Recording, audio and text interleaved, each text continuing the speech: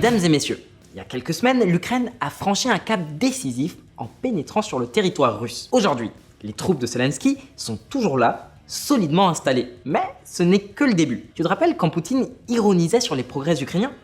Les faits sont là. Les forces ukrainiennes ont déjà libéré, plus de 1300 km² de territoire. Leur objectif ? La ville stratégique de Koursk. Ils avancent pas à pas avec une détermination inébranlable. Mais voilà, ça se complique. Cette stratégie, même si elle semble fonctionner pour l'instant, n'est pas sans risque. Pourquoi ? Parce que pendant que les Ukrainiens concentrent leurs efforts sur Koursk, les Russes semblent porter leur attention ailleurs, du côté du Donbass, où les Ukrainiens subissent de lourdes pertes. Les Russes les attendent au tournant et chaque mouvement compte. Et parlons-en de ce mouvement vers Koursk. C'était inattendu, un véritable coup de théâtre. Mais ce ne sera peut-être pas le dernier. Une nouvelle offensive pourrait être en préparation avant l'arrivée de la redoutable Rasputitsa. Tu sais, cette saison très pluvieuse qui transforme chaque route, chaque champ en un bourbier de boue impraticable. L'horloge tourne et si les Ukrainiens veulent frapper, ils devront le faire rapidement et avec une efficacité redoutable.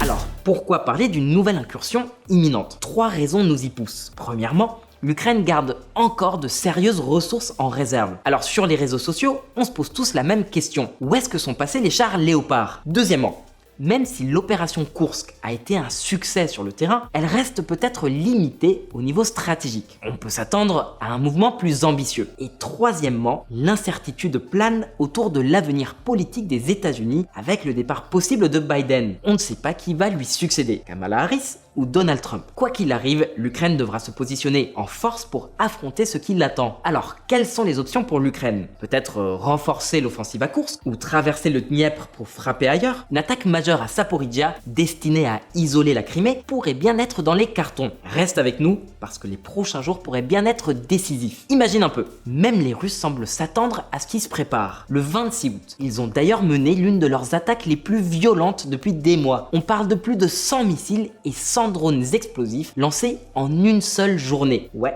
t'as bien entendu. Mais c'est pas fini. Tu penses peut-être que tout se joue sur le front habituel. Mais et si je te disais qu'il y a une autre destination au nord qui pourrait être d'un intérêt stratégique majeur pour Kiev ? Oui, c'est bien de la Biélorussie qu'on te parle aujourd'hui. Et non, t'inquiète pas, on n'est pas devenu fou. Réfléchis-y un instant, parce que ça pourrait vraiment changer la donne. Loukachenko affirme que près d'un tiers de l'armée biélorusse s'est déployée à la frontière ukrainienne. Certains analystes estiment que l'Ukraine pourrait envisager une invasion de la Biélorussie. Cette hypothèse a suscité une grande inquiétude parmi les services de renseignement russes et biélorusses qui semblent particulièrement préoccupés par cette éventualité. En plus, le président biélorusse, Alexandre Loukachenko, évoque fréquemment cette possibilité, ce qui accentue encore plus la tension autour de cette nouvelle situation. На белорусско-украинской границе более 120 тысяч войск Украины. Они держат на нашей границе. Alors regardons ça de plus près. C'est vrai que l'Ukraine a des troupes stationnées le long de la frontière biélorusse. Et certaines estimations vont jusqu'à 120 000 soldats. Mais Alexandre Loukachenko, est-ce qu'il exagère pas un peu ? Jusqu'à présent, aucun mouvement majeur n'a été observé dans la région. Mais souviens-toi, la même situation a précédé l'invasion de Koursk. Les Ukrainiens ont appris à être très discrets dans leurs actions. C'est donc possible que Loukachenko essaie de capter l'attention avec cette menace, surtout après avoir vu ce qui s'est passé à Koursk. Le régime de Minsk est terrifié. Après tout, qui est censé le défendre ? Les petites forces armées biélorusses ou le puissant dictateur russe qui a vu une partie de son pays envahi par l'un des pays les plus pauvres d'Europe et qui semble pourtant incapable de réagir, comme on t'en parle dans cette vidéo. Mais comme on te l'a déjà mentionné, c'est pas simple pour la Russie de déplacer des chars et des troupes et c'est encore plus difficile lorsqu'ils sont déjà engagés sur la ligne de front. Alors oui, Loukachenko a de bonnes raisons d'être inquiet, même si cette possibilité paraît lointaine. Elle est sûrement suffisamment inquiétante pour le garder éveillé la nuit. D'ailleurs, dans une interview donnée en août, il a lancé des messages qui semblent clairement destinés à attirer l'attention de Vladimir Poutine. Écoute-moi ces déclarations. Президента Путина ни с кем нет таких отношений, как с Белоруссией. Как некоторые говорят, мы русские люди. Чем мы отличаемся, белорусы, от русских? А ничем. Я когда-то в шутку говорил, белорусы — это те же русские со знаком качества. Ну так, в шутку. Ничем мы не отличаемся. En résumé, Alexandre Loukachenko, le dictateur biélorusse, considère que sa population est étroitement liée à celle de la Russie. Et donc, selon lui, Moscou doit intervenir si les Ukrainiens s'en prennent à la Biélorussie. La peur de Loukachenko, exacerbée par l'invasion de Koursk, est clairement perceptible. Loukachenko observe que les Ukrainiens sont plus puissants qu'ils n'en ont l'air. Il possède des réserves non exploitées et il est conscient des erreurs qu'il a commises. Il sait également que les Ukrainiens nourrissent des ressentiments à son égard et qu'ils chercheront probablement à se venger à un moment donné. Au cours des premiers mois du conflit, la Biélorussie a joué un rôle crucial en facilitant l'invasion de l'Ukraine par la Russie, permettant même aux troupes russes d'atteindre les banlieues de Kiev. De nombreuses unités russes sont entrées en Ukraine depuis des localités biélorusses comme Bolchoï-Bokov, Naroulia et Koïniki. Lorsque l'Ukraine semblait sur le point de céder, c'était en grande partie grâce à l'appui logistique et militaire fourni par la Biélorussie. En plus, la Russie a occupé Tchernobyl dès les premiers jours de l'invasion, une opération qui a également été lancée depuis la Biélorussie. En outre, plus de 700 missiles Iskander ont été tirés depuis la Biélorussie et la proximité de ce pays avec Kiev a amplifié l'effet de terreur et de peur parmi les habitants de la capitale ukrainienne. Pendant plusieurs mois, le dictateur biélorusse Alexandre Loukachenko a accordé une liberté totale à Vladimir Poutine pour utiliser la Biélorussie selon ses besoins. Aujourd'hui, cette situation reste largement inchangée. Les forces russes ont la possibilité de stationner autant de troupes qu'elles le souhaitent en Biélorussie et d'utiliser le réseau ferroviaire pour le transport de matériel militaire, entre autres. En réponse aux nombreuses attaques ukrainiennes contre des raffineries en Russie, Loukachenko a également mis à la disposition de Poutine les raffineries biélorusses telles que celles de Novopolotsk et Mozyr. Ça a permis à la Russie de maintenir ses opérations militaires en continu grâce à l'approvisionnement en équipement militaire via la Biélorussie. Par ailleurs, les actions de Loukachenko et le soutien accordé à Poutine ont attiré une attention médiatique importante, comme le montre la couverture dans certains journaux. Les armes nucléaires russes se trouvent désormais en Biélorussie. Cette décision envoie un message politique clair, mais certains experts minimisent sa signification militaire. L'Ukraine a certainement plein de raisons de vouloir se venger de Loukachenko. Mais ce qui est clair, c'est que cette guerre se joue avant tout en termes de victoire militaire et pas de vengeance. Alors, les inquiétudes de Loukachenko concernant une éventuelle invasion ukrainienne, est-ce qu'elles ont un fondement? Dans cette vidéo, on va te parler de la justification morale ou éthique de cette action qui pourrait sembler assez plausible. Mais ce qu'on va devoir avant tout examiner, c'est si une telle démarche offrirait réellement un avantage stratégique à l'Ukraine dans le contexte de la guerre qui l'oppose à la Russie. L'Ukraine aurait-elle vraiment les capacités de mener une telle opération? Et si elle le faisait, quelles seraient les intentions réelles de Volodymyr Zelensky? Est-ce qu'il chercherait à obtenir le soutien de l'Occident ou bien une intervention dans un pays autre que la Russie serait-elle considérée comme une ligne rouge infranchissable? On va répondre à toutes ces questions et encore plus. Mais avant ça, je t'invite à t'abonner, à liker et à partager. Et si tu as envie de taper la discute, tu peux écrire un commentaire ou nous envoyer un DM sur Insta. Je te laisse aussi un lien pour notre plateforme de financement participatif si tu as envie de participer à l'aventure Diplometrix. Et ouais, l'air de rien, c'est pas mal de boulot. Allez, on enchaîne avec le chapitre 1er. Un parcours sans embûches?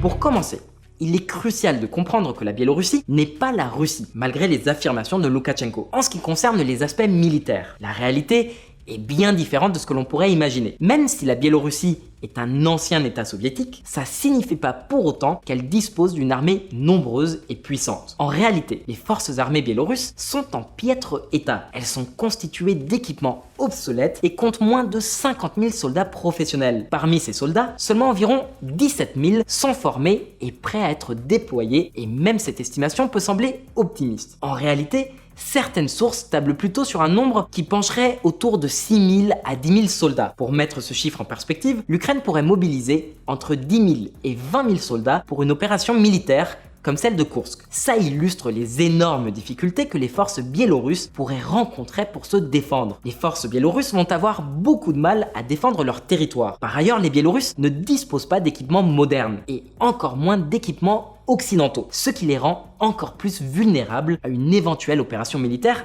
ukrainienne.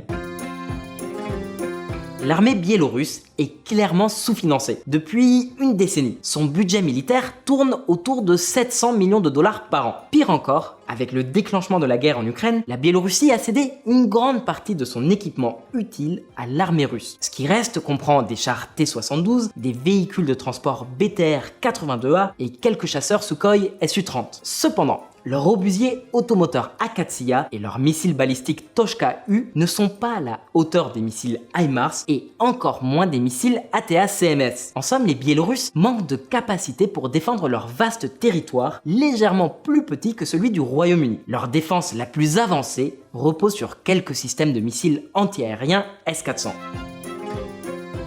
En fait, Alexandre Loukachenko n'a jamais vraiment craint une invasion extérieure, sauf peut-être une invasion russe, qu'il estimait impossible à repousser. Il a donc priorisé les investissements pour renforcer l'état policier, pour contrer toute tentative interne de renversement et de déstabilisation politique. Il s'est aussi tourné vers des actions extérieures. Il a même tenté un rapprochement avec l'Europe avant de se recentrer sur Poutine. La Russie a toujours cherché à maintenir une sorte de mainmise sur la Biélorussie, un état qu'elle considère comme un vassal. Pour cela, ils ont veillé à ce que la Biélorussie ne développe pas de forces armées puissantes. La protection de la Biélorussie devait venir principalement de Moscou. Mais la guerre en Ukraine a bouleversé l'équilibre dans la région. Aujourd'hui, cette stratégie pourrait se transformer en un véritable casse-tête pour les Russes et pour Loukachenko. Si les Ukrainiens décidaient d'envahir la Biélorussie, comment cette dernière pourrait-elle se défendre? Et que pourrait-elle attendre de la Russie dans la situation actuelle? Tout indique que l'Ukraine pourrait envisager une offensive contre son voisin du Nord, surtout qu'elle a déployé des troupes à la frontière avec la Biélorussie. À proximité immédiate de la Biélorussie se trouvent plusieurs brigades ukrainiennes importantes, telles que la 13e brigade des chasseurs, la 120e brigade de défense et la 49e brigade d'artillerie. De plus, le régime de Loukachenko est extrêmement impopulaire parmi les Biélorusses. Ça pourrait signifier que les Ukrainiens, en cas d'intervention, pourraient être accueillis comme des libérateurs par une grande partie de la population. Une telle situation pourrait déclencher un coup d'État ou un soulèvement populaire conduisant rapidement à la destitution et l'exil de Loukachenko. Maintenant, peut-être que tu te demandes si l'Ukraine envahit la Biélorussie. La Russie ne pourrait-elle pas y envoyer davantage de troupes? Actuellement, 80% des troupes russes et presque tous les systèmes militaires avancés sont engagés sur le front ukrainien. De plus, les ressources militaires modérément avancées restantes sont déplacées vers le nord pour défendre Koursk. En d'autres termes, si les Ukrainiens cherchent à porter un coup décisif et à déstabiliser complètement les plans de Moscou, une incursion en Biélorussie, qu'elle soit majeure ou mineure, pourrait être une stratégie logique maintenant ou très bientôt. C'est en tout cas l'avis de certains analystes militaires de premier plan. Mais au-delà de la possibilité d'une victoire en Biélorussie et de la potentielle destitution de Loukachenko, la question cruciale est pourquoi les Ukrainiens feraient-ils cela? Quel serait leur objectif? Est-ce que ça aurait un sens? Pour répondre à ces questions, on va examiner deux motifs possibles. Le premier qu'on a déjà mentionné, c'est la vengeance. Il est possible que Volodymyr Zelensky cherche à se venger des injustices et des agressions mentionnées plus tôt dans la vidéo. Il a certainement de nombreuses raisons de vouloir répondre à ces provocations. Cependant, si la vengeance était son principal objectif, il aurait probablement lancé l'attaque plus tôt. En fait, attaquer maintenant, après les événements de Koursk, pourrait avoir certains avantages. Les Russes, actuellement occupés sur d'autres fronts, pourraient ne pas fournir autant de soutien à la Biélorussie. Néanmoins, cette situation comporte aussi des inconvénients. Les troupes biélorusses, malgré leur nombre réduit et leur faible préparation, sont maintenant en alerte. De leur côté, les Russes n'étaient pas préparés à une invasion ukrainienne, mais ils pourraient réagir rapidement si la menace devient concrète. Ainsi, le fait que les Biélorusses soient désormais conscients de cette possibilité pourrait jouer un rôle crucial dans la décision finale qui sera prise à Kiev. Si la vengeance n'est pas le motif principal, il est plausible que l'Ukraine envisage également la prévention comme objectif. On va regarder ça. La prévention? De quoi on parle? L'Ukraine pourrait envisager une attaque préventive contre la Biélorussie pour empêcher une première frappe de cette dernière. Mais face à une armée biélorusse affaiblie, comment la Biélorussie pourrait-elle réellement lancer une telle offensive contre les Ukrainiens? C'est important de préciser que nous ne parlons pas d'une invasion du nord de l'Ukraine par la Biélorussie. Cependant, il est possible que la Russie envisage de préparer quelque chose dans cette région pour démoraliser les Ukrainiens déjà perturbés par l'opération de Koursk. Certains analystes suggèrent que Moscou pourrait planifier une attaque en Biélorussie visant à contraindre Loukachenko à s'impliquer dans le conflit, même avec ses forces limitées. Cette attaque sous fausse bannière pourrait être une tentative de forcer la Biélorussie à mobiliser jusqu'à 200 000 réservistes ou à utiliser toutes ses ressources disponibles. Des signes de provocation russe en préparation pour entraîner Minsk dans la guerre observée en Biélorussie. Depuis avril, l'idée d'une attaque préventive ukrainienne contre la Biélorussie a déjà été discutée. Elle pourrait maintenant gagner en popularité. Cependant, il est important de noter qu'il n'est pas du tout certain que Loukachenko se retrouverait dans une situation délicate, même si la Russie orchestrait une action sous fausse bannière dans son pays. En fait, seuls 10% des Biélorusses sont en faveur d'une entrée en guerre contre l'Ukraine. Il est crucial de rappeler que le régime biélorusse et la guerre en Ukraine sont extrêmement impopulaires au sein du pays. On a déjà mentionné précédemment que Zelensky pourrait avoir 2 raisons pour envisager une attaque contre la Biélorussie. Cependant, il existe une 3e raison qu'on n'a pas encore abordée. On va aborder un aspect crucial, la négociation et la guerre politique. Fais bien attention à cette question. Zelensky sait que si les Ukrainiens tentent une action similaire à celle de Koursk en Biélorussie, Loukachenko cherchera probablement à tout prix à sauver son régime par la négociation. Dans ce contexte, 2 scénarios sont possibles. Le régime biélorusse pourrait tomber, le régime pourrait se séparer de Moscou. Dans les 2 cas, ce serait un énorme revers pour Poutine, un coup politique dont il pourrait avoir du mal à se remettre. Perdre un grand allié et un état satellite à cause de la guerre en Ukraine serait catastrophique pour son image et celle du Kremlin en Russie. Une telle situation pourrait rapidement le pousser à la table des négociations. De plus, le message envoyé serait très clair. Si vous soutenez Poutine et que vous l'aidez, ça pourrait se terminer très mal pour vous. Non seulement vous deviendriez un paria international, mais vous pourriez aussi vous effondrer parce que Moscou ne serait pas en mesure de vous protéger. En cas de succès, une telle opération pourrait être un coup magistral. Cependant, même si ces 3 raisons qu'on vient d'évoquer et que l'Ukraine peut théoriquement les réaliser, il est crucial de noter que si Kiev envahit un autre pays que la Russie, les défis et les dilemmes tant internes qu'externes pourraient être énormes. Alors quels sont exactement ces défis et ces dilemmes? On t'en parle dans le chapitre qui vient. Risque élevé égale rendement élevé.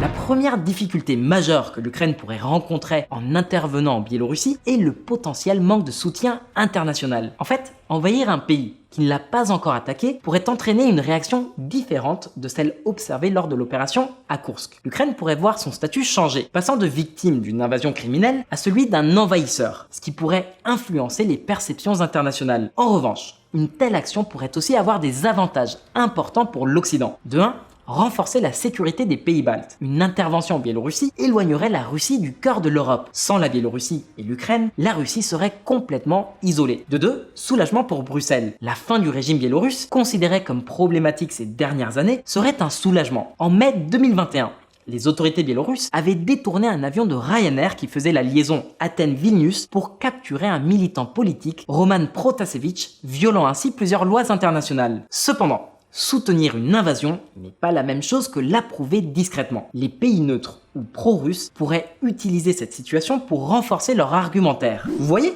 on avait raison. Ce pays est une menace, il est dangereux et il est violent. Alors même si ces arguments peuvent sembler simplistes, il pourrait effectivement émerger de certains acteurs internationaux ou influenceurs. Mais surtout, la principale préoccupation demeure. Pousser Poutine dans ses retranchements pourrait être extrêmement dangereux. Rappelle-toi qu'on parle d'une puissance nucléaire. C'est précisément pour cette raison que l'administration Biden hésite à donner une carte blanche à l'Ukraine pour l'utilisation de ses armes à longue portée. Enfin, une question cruciale reste en suspens. L'Ukraine a-t-elle la capacité militaire d'ouvrir et de maintenir un nouveau front en Biélorussie? Les avis sont assez partagés sur cette question. À découvert et en mouvement dans l'oblast russe de Koursk, les forces ukrainiennes sont vulnérables. Les choses deviennent intéressantes. À première vue, Kiev semble avoir un avantage militaire clair. Avec un accès direct à l'arsenal militaire occidental et une armée biélorusse plutôt faible, la situation semble favorable à l'armée ukrainienne. De plus, la Russie n'est pas en mesure d'apporter une aide significative en ce moment précis. Cependant, l'Ukraine est déjà au maximum de ses capacités. Actuellement, Elle doit gérer plusieurs fronts, à l'est et au sud de son propre territoire, et au nord-est à Koursk. Les Ukrainiens manquent cruellement de munitions et de nouvelles recrues. Comment pourraient-ils se permettre d'ouvrir un nouveau front et, plus crucial encore, de le maintenir? Honnêtement, le risque est immense. Si l'Ukraine ouvre trop de fronts simultanément sans pouvoir en fermer d'autres, elle pourrait devenir extrêmement vulnérable. À moins bien sûr que Zelensky ne dispose d'un atout caché. Comme on te l'a déjà mentionné, le soutien local en Biélorussie pourrait offrir un avantage inattendu à l'Ukraine si elle choisissait d'intervenir contre le régime de Minsk. C'est un secret pour personne que le régime de Loukachenko est soutenu par une poigne de fer et surtout par le soutien de Moscou. En réalité, le soutien populaire réel du dictateur ne dépasse pas les 30%. Il y a suffisamment d'indications suggérant que les forces ukrainiennes pourraient bénéficier d'un soutien local considérable si elles décidaient d'intervenir. Une intervention bien planifiée et bien communiquée pourrait susciter un soutien national important. De nombreux Biélorusses pourraient voir les Ukrainiens comme des libérateurs et ce soutien pourrait se manifester à plusieurs niveaux. Des centaines de Biélorusses rejoignent la lutte de l'Ukraine contre l'impérialisme russe. Le Bélarus arrête 4 individus pour avoir tenté de saboter les liaisons ferroviaires avec l'Ukraine. Malgré la forte répression politique en Biélorussie, il existe un réseau clandestin de groupes d'opposition qui pourrait jouer un rôle crucial en sabotant les forces de sécurité du régime. Les manifestations massives de 2020 et 2021 pourraient également être ravivées et beaucoup pourraient se joindre aux forces d'invasion ukrainiennes. Si l'Ukraine échoue dans cette guerre, les Biélorusses n'auront aucune opportunité pour se débarrasser de Loukachenko. Svetlana Tikhanovskaya, chef de l'opposition biélorusse en exil. Mais la réalité de cette guerre a déjà surpris plus d'une fois en 2 ans et demi de combats et de bombardements. Alors, après l'invasion surprise de la Russie en 2022, la rébellion surprise de Wagner en 2023 et la contre-offensive ukrainienne sur le territoire russe en 2024, est-ce qu'il y a encore des surprises qui pourraient se produire ? Bien entendu, ce n'est qu'une hypothèse avancée par certains analystes militaires. On ne peut pas prédire avec certitude si ça va se réaliser ou pas. Mais une chose est claire, en cas de succès, ce serait une décision audacieuse. Mais pour que ça fonctionne, il faudrait agir rapidement, avant que Moscou n'ait le temps de réagir ou que la Rasputitsa, la saison des pluies et de la boue, ne s'installe et viennent compliquer les opérations de l'armée ukrainienne. Ou au moins que cette intervention n'ait lieu rapidement pour forcer Moscou à la table des négociations. On verra dans les semaines qui viennent si des actions concrètes vont être envisagées par l'Ukraine ou si, comme le soulignent d'autres analystes, la situation actuelle est trop difficile pour envisager de nouvelles incursions. Pour le moment, on aimerait connaître ton avis. Est-ce que tu penses que l'Ukraine envisage une invasion de la Biélorussie prochainement? Si oui, alors jusqu'où est-ce qu'il pourrait aller? Est-ce qu'il réussirait à renverser Loukachenko avec l'aide de la population locale? Dis-nous ce que t'en penses dans les commentaires, on espère que cette vidéo t'a plu. Si c'est le cas, pense bien à t'abonner, à liker et à partager. Et si t'as envie de taper la discute, tu peux écrire un commentaire ou nous envoyer un DM sur Insta. Je te laisse aussi un lien pour notre plateforme de financement participatif si t'as envie de contribuer à l'aventure Diplometrix. Allez, à très vite pour plus d'actu.